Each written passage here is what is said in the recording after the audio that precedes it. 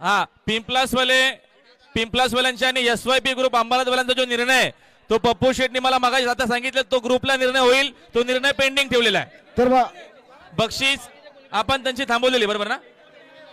बक्षीस घेऊन गेलेला आपण बक्षीस घेऊन गेलेला आपण ती परत रिटर्न घेऊन या. आता शरद पंचांनी पेंडिंग ठेवलेली आहे, पेंडिंग ठेवलेली बघा ही शरद पंचांनी. बघा आमच्याला भिजवलं होता गावठी प्रसन्न रणवीर राजेश तिथले पोसरी साईड दहावी 2 मध्ये त्याने जोर झाले. जय जय श्रीराम प्रसन्न किशोरानंद पाटील बोनिवली.